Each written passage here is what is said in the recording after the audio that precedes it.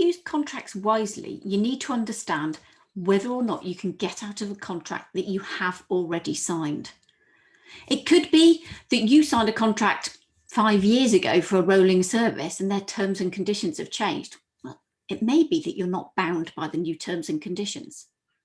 It could be that the way they're interpreting their contract is not the way you want to interpret their contract. That could be that it's ambiguous, or it could be that it doesn't actually accurately state exactly what their position is. I had this when I was flying back from Abu Dhabi and had some items stolen from my luggage by air handling staff.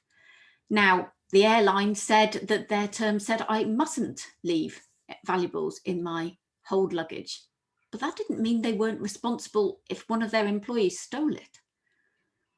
Now, there wasn't a happy ending to that interpretation because fighting someone in the Abu Dhabi courts was not actually one of those things I was prepared to do.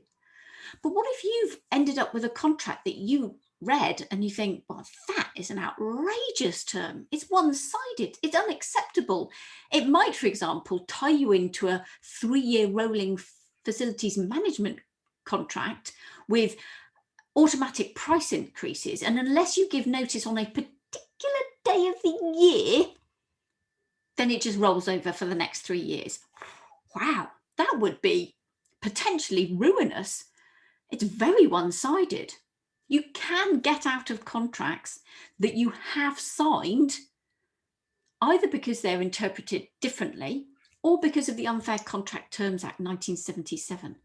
Now, this is business to business, but it basically says that if you've got a really restrictive clause in the contract, it could be that it's an unfair contract term, and that would allow you to override it to say, although it's written in black and white, whether on a screen or on paper, it doesn't actually bind the parties. It's not legally enforceable.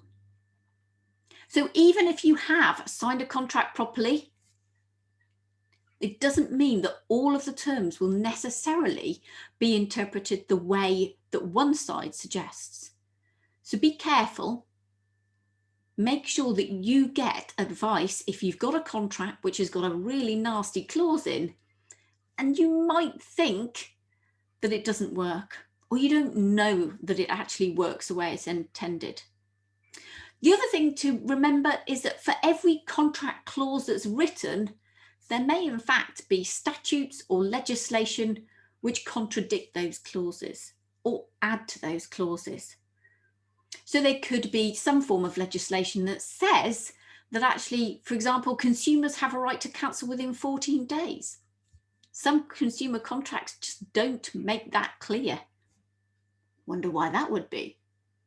Or it could be that, for example, it doesn't say anything about quality of goods or services for a construction contract. Those are set out by legislation.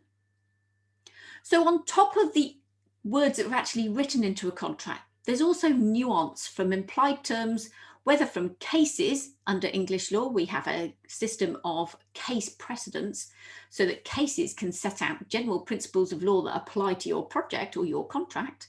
And we also have statutes. They're set by government and they also can add to or change contracts. So contract interpretation is pretty much a skill. And just reading the bold words on the page doesn't necessarily give you all the answers. So next time you've got a contract with a clause that somebody's trying to enforce against you that, I don't know, doesn't look quite right or is making you worried, get some decent legal advice. Don't take it at face value. It might not be the whole of the story. But you should also make sure that you read your contracts carefully and any terms and conditions and updates so that you understand exactly what you're buying into and take any opportunity you can to negotiate them to better suit your business. Your contracts should safeguard your business, but they shouldn't be the end of the story. You can get advice that might help you to understand that contract better, that isn't just about the black and white terms.